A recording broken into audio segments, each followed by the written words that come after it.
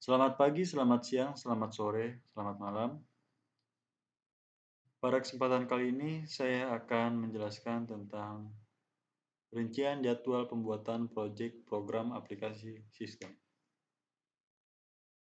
Hal yang pertama itu kita harus membuat struktur rincian pekerjaannya terlebih dahulu. Di sini ada 8 poin penting yang terdiri dari rancangan proyek, perancangan UML, desain aplikasi, programming, testing aplikasi, instalasi aplikasi, training user, and client, dan yang terakhir itu penutupan.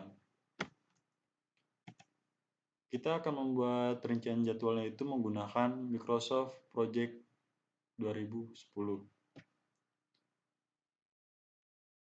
Di sini ada 8 poin: perencanaan project, perencanaan UML, desain aplikasi, 4 yang keempat itu programming, kelima testing aplikasi, keenam instalasi aplikasi, ketujuh training user dan klien, yang terakhir itu penutupan. Rancangan project ini terdiri dari 3 hal. Yang pertama, meeting dengan klien guna membahas proyek yang memakan waktu 1 hari yang dikerjakan oleh manajer proyek.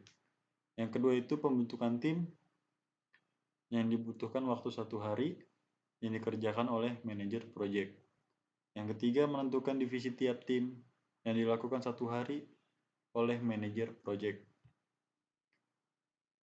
Yang kedua ini perancangan UML. Apa saja isinya? Di sini ada 5. Yang pertama, membuat use case diagram, membutuhkan waktu 5 hari yang dilakukan oleh analisis sistem.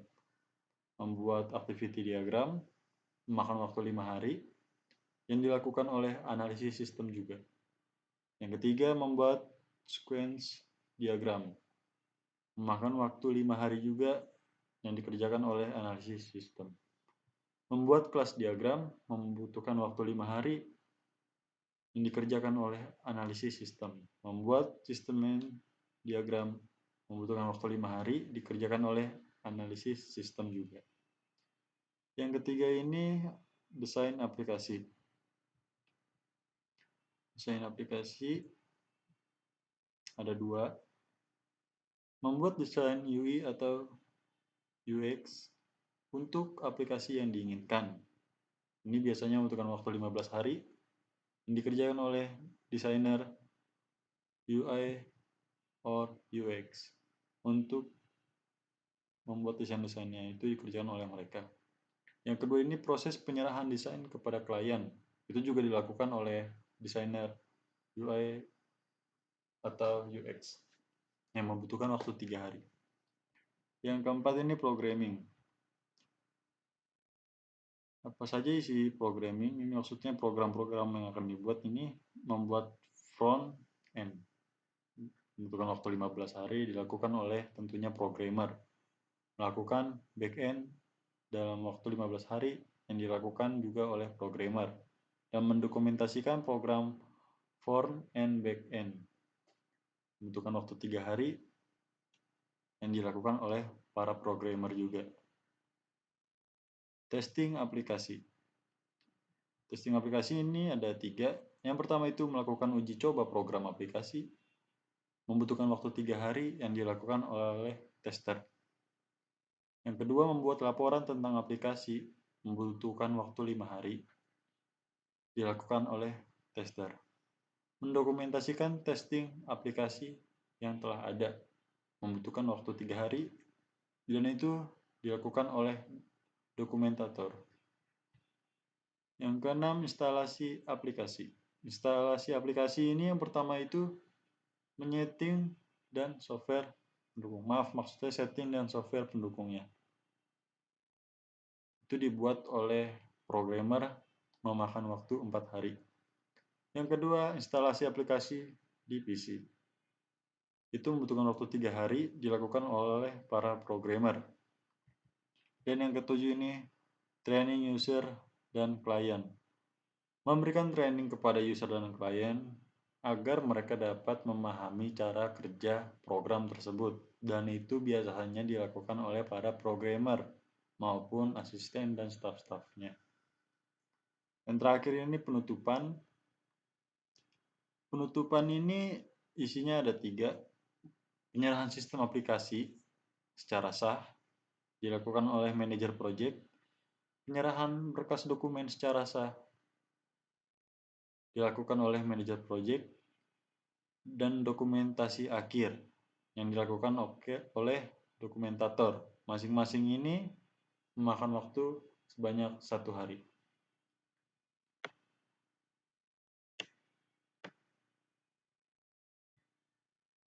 Sebelas hari ini, di sini ada durasi 11 hari, 7 hari, 30 hari. Ini dilakukan, ini dikarenakan adalah total harian. Jadi ini dari tanggal 6 sampai tanggal 8. Ini memakan waktu 3 hari. Dan di sini adalah tanggal-tanggalnya, tanggal permulaan, tanggal mulainya program tersebut dilakukan. Maksudnya pekerjaan dilakukan. Dan waktu selesai, tanggal selesai pekerjaan yang telah dilakukan. Di sini juga kita bisa menggunakan task seperti contoh rancangan proyek sudah berapa persen? 0% kah? 25%, 50%, 75%, atau 100%. Ketika di sini hanya mengerjakan 50%, kita bisa klik yang ini. Sini akan berubah menjadi 50%. Ketika sudah selesai atau 100%, kita klik 100%. Maka di sini akan terlihat tanda centang yang artinya langkah ini telah dikerjakan sesuai aturannya. Begitu juga seluruhnya. Perancangan UML sudah selesai 100%. Nah, ada tanda centang. Saya ubah dulu ke 0%.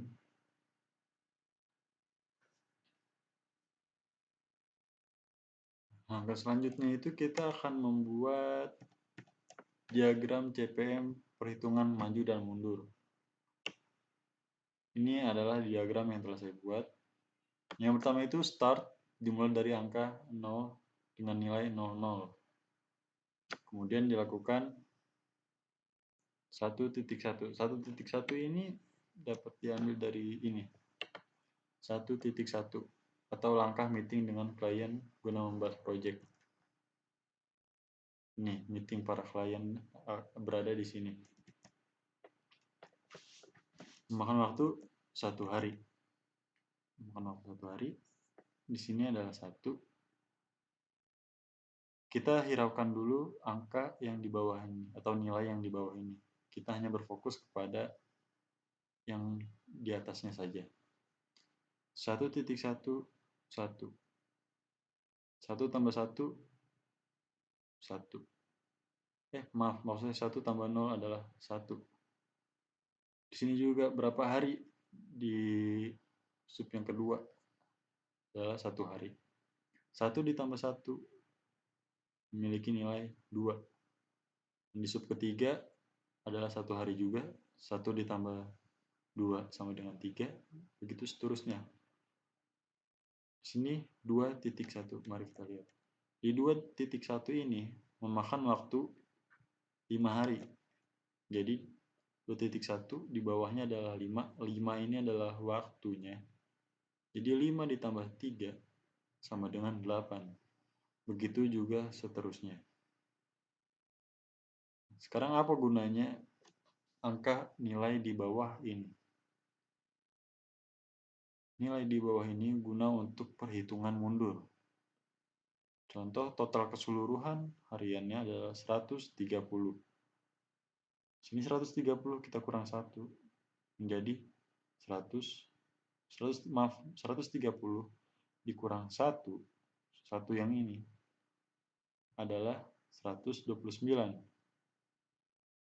129 dikurang 1 yang ini menjadi 128. 128 dikurang 30 hasilnya adalah 98. 98 dikurang 3 hasilnya 95. 95 dikurang 4, hasilnya 91. Begitupun seterusnya. Bagaimana kita melihat diagram CPM perhitungan maju dan mundur ini benar? Di sini angka akhirnya adalah 130. Ini maksudnya adalah total keseluruhan jadwal kerjanya. Di sini kita bisa lihat, kita kembali ke Microsoft Project. Kita buka format. Di sini Project Summary Text. 130 hari. Ini adalah total keseluruhan harian yang ada, 130 hari. Di sini start month, ya, tanggal di mana kita memulai pekerjaan tersebut.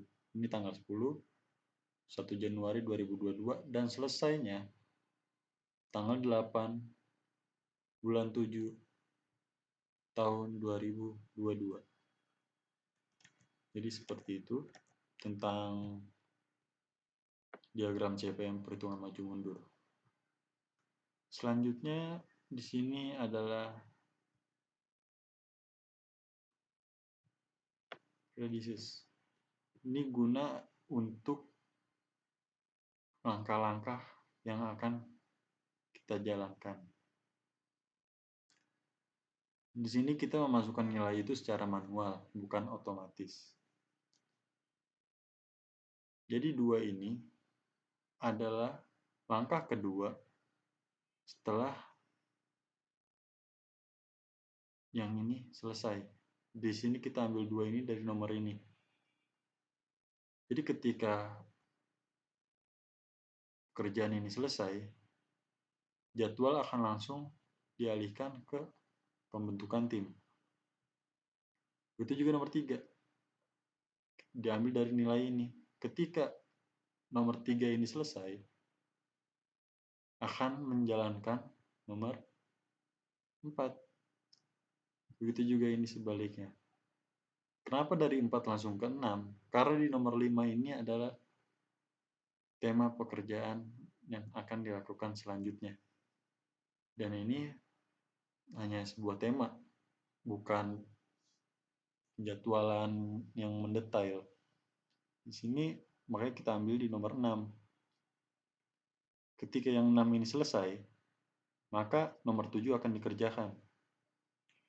Di sini perintahnya nomor 7. Ketika nomor 7 selesai, akan menjalankan perintah nomor 8. Begitu juga seterusnya. Sekarang adalah resource name. Bagaimana menentukan nama-nama ini, nama-nama tersebut? Bagaimana caranya? Pertama kita ke task, gancarnya kita ubah ke resource sheet. Isi resource sheet saya di sini ada 6, yaitu para pekerjanya, yang terdiri dari manajer project, tipenya work, inisialnya M, maksnya 100. Gaji per harinya 1 juta. Begitu juga analisa sistem. Tipenya work, inisialnya A, maksnya 100%. Gajinya 300.000 per hari. Desainer juga begitu. Tipenya work, inisialnya D, 100%, 300.000 per hari. Programmer, work, inisial P, maksnya 100%, 500.000 per hari. Begitu seterusnya. Sini tester. Testernya kita ubah dulu, kayaknya terlalu kecil gajinya. Itu beri di 400. Di sini masih bentukan hari. Kita ubah dulu. Di sini hanya kita ubah menjadi D. D ini maksudnya day, hari. Setelah selesai kita pencet OK. Jadi 400 per hari. Kita ubah Setelah ini kita kembali ke Gantt chart.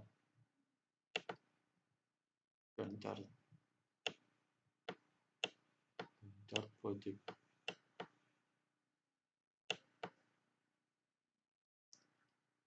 Di sini adalah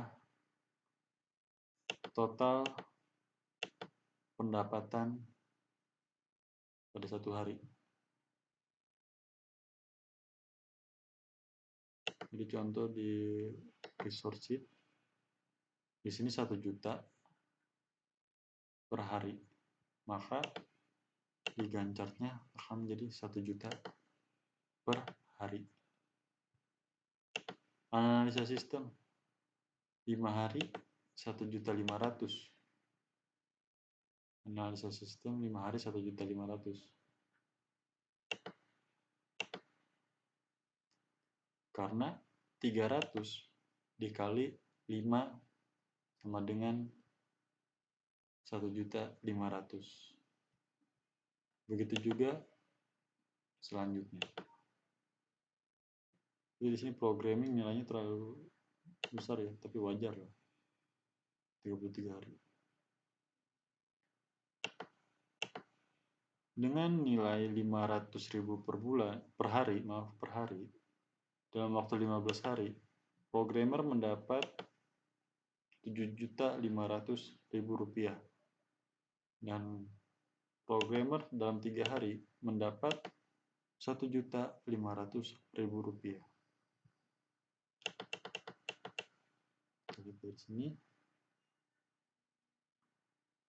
juga testing aplikasi. Testing aplikasi ini testernya dalam 3 hari dia mendapat 1.200.000. Dalam 5 hari dia mendapat 2 juta. Dalam 3 hari dokumentator mendapat 1.200.000. Instalasi aplikasi dengan pengeluaran 3.500.000 yang terdiri dari gaji programmer dalam kurun waktu 4 hari yang menghabiskan 2.000.000 rupiah. Programmer dalam waktu 3 hari dengan nilai 1.500.000 rupiah. Training user dan klien yang dilakukan oleh programmer dalam waktu 30 hari. Gaji programmer adalah 15 juta rupiah. Dan penutupan ini memakan biaya 2.400.000 rupiah yang dilakukan pada penyerahan sistem aplikasi oleh manajer project dengan anggaran 1 juta. Penyerahan berkas dokumen dalam waktu 1 hari yang dikerjakan oleh manajer project dengan nilai 1 juta. Dokumen akhir dikerjakan oleh dokumentator dalam 1 hari, menghabiskan 400.000 rupiah. Makanya kenapa nilai ini berbeda-beda, itu dipengaruhi oleh durasi waktu yang ada. Jadi gaji para pekerja dikali durasi waktu yang ada.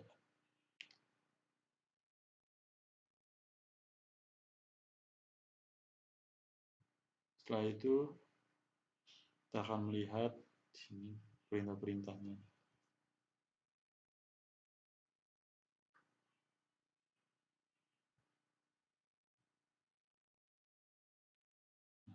Di sini ada anak panah, dia turun ke bawah. Jadi maksudnya ini adalah dari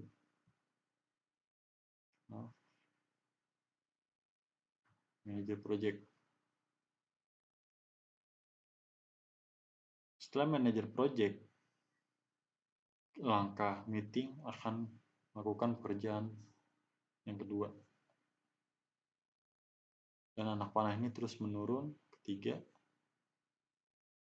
anak panahnya tidak ke sini karena kerjaannya ada di sini. Jadi setelah tahapan ketiga akan melakukan tahapan ke-6 karena tahap ini adalah kumpulan dari beberapa tahapan yang ada. Itu juga ini. Analisa sistem. Lalu langsung ke programmer. Sebelum kebuka, maaf.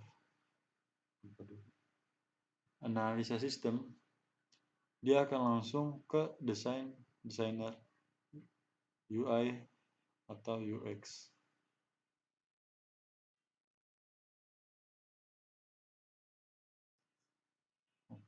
Di sini gajinya gede-gede juga ya. Nah, sekarang kita membahas tentang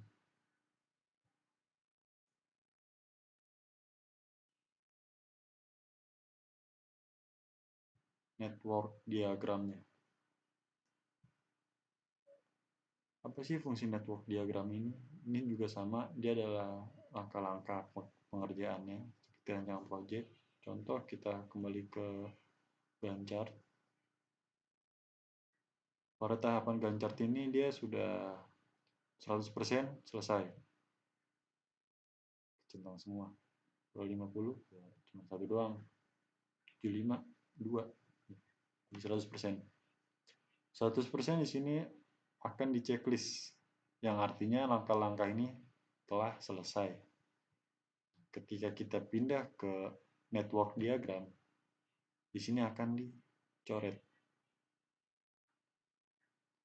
Meeting dengan klien dicoret, pembentukan tim dicoret, dan menentukan divisi tiap tim dicoret. Sedangkan langkah ini tidak. Kenapa tidak? Karena belum dikerjakan atau belum 100% selesai. Kita kembali ke Gantt chart. Ketika pekerjaan sudah dilakukan, kita tinggal pencet 100%. Contoh, hanya di pembuatan case diagram saja yang selesai, kita tinggal klik pembuatan case diagram, use case diagram, dan pencet 100%. Maka hanya ini yang akan diklik, yang akan dicentang. Di panjangan UML 100%, desainer aplikasi 100%,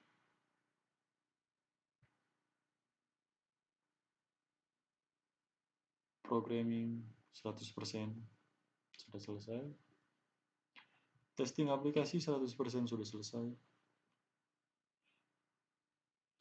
instalasi aplikasi 100% sudah selesai, training user dan klien 100% sudah selesai, begitupun penutupan 100% sudah selesai.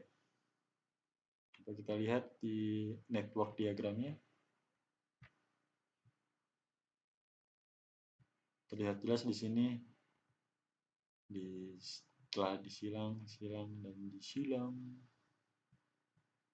akhirnya selesai pekerjaan.